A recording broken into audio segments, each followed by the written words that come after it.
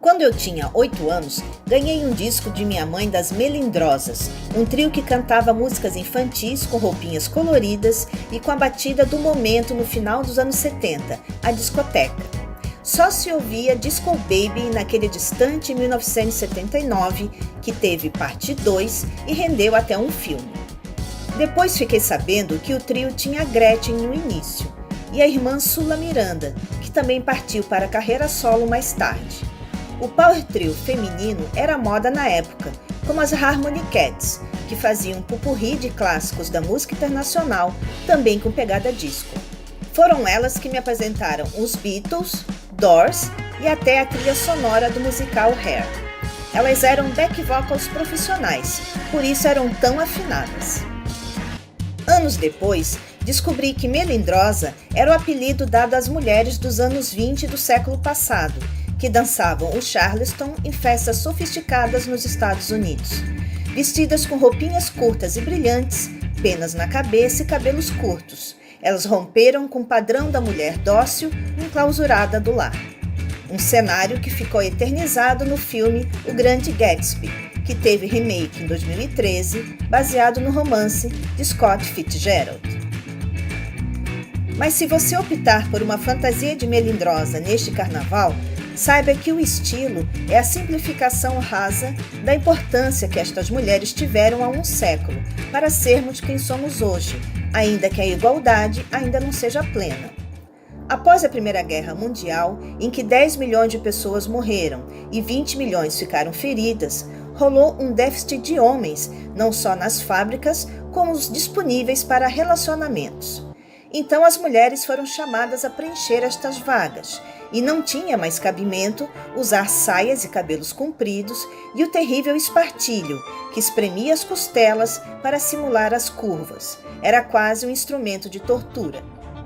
As mulheres arregaçaram as mangas, cortaram os cabelos, e aquelas que eram de classe social mais elevada trocaram o espartilho por vestidos leves, soltos, botaram as pernas de fora e passaram a ter vida social, bebendo e fumando e praticando esportes para fortalecer o corpo e impedir o peso extra, antes escondido em muitas camadas de saia.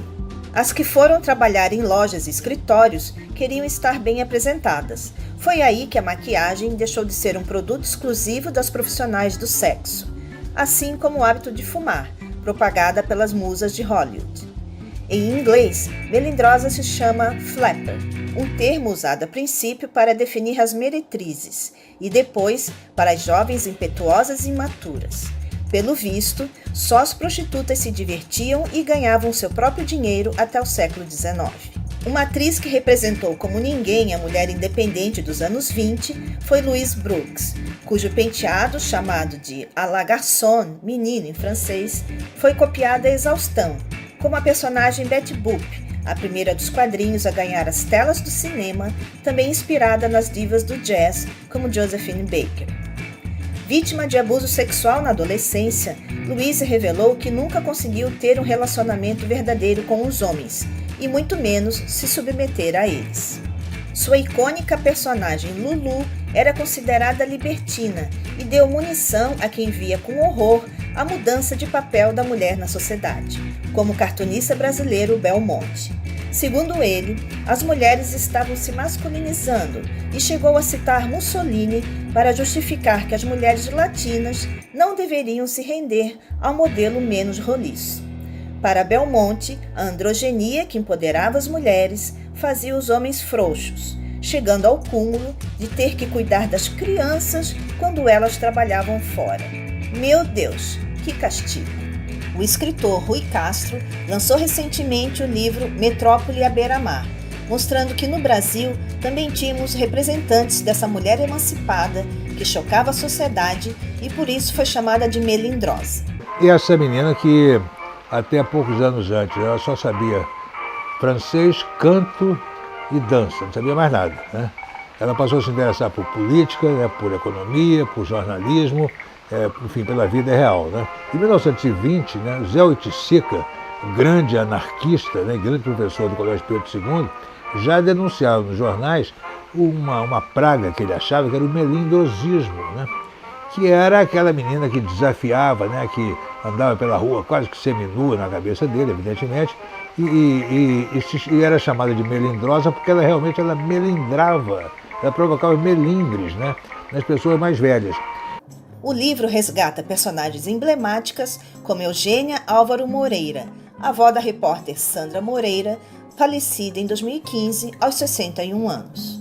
Eugênia foi a primeira repórter do Brasil em 1915, no jornal A Rua, na capital Rio de Janeiro, devidamente vestida de terno, gravata e saia com bota. Seu estilo literário de narrar os fatos conquistou os leitores na publicação da série sobre o asilo O Bom Pastor, em que chegou a se internar para conhecer por dentro o cotidiano da instituição.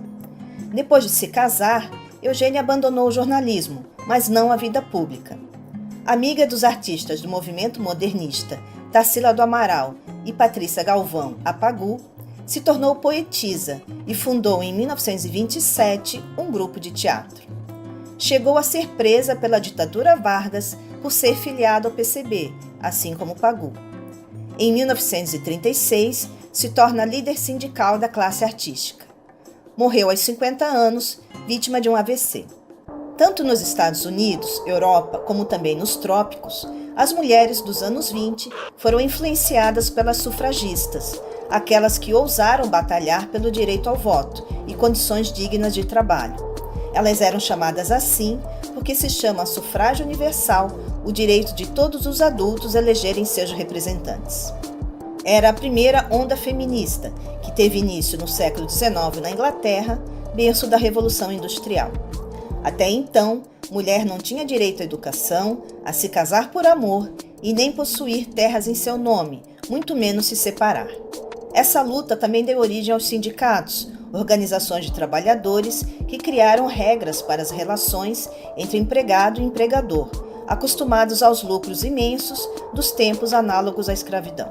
Época em que pagavam salários ínfimos e não haviam leis que lhes obrigassem a se importar com a saúde física e mental de seus servos, além de usar e abusar da mão de obra infantil, como mostra o filme As Sufragistas, de 2015. Aliás, a exploração extrema do trabalho ganhou os holofotes do Oscar no último domingo, quando a diretora do documentário Indústria Americana levou a estatueta.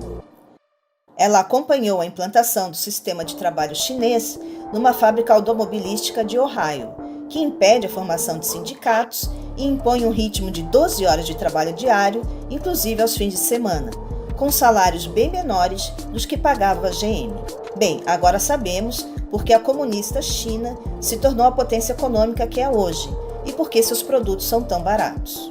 Julia Reicher recebeu o Oscar em meio ao tratamento contra um câncer reincidente. Ela disse que lutar contra uma doença fatal lhe deu outra perspectiva e se impôs uma missão: provocar a sociedade a refletir sobre os rumos da humanidade. A luta continua, Júlia.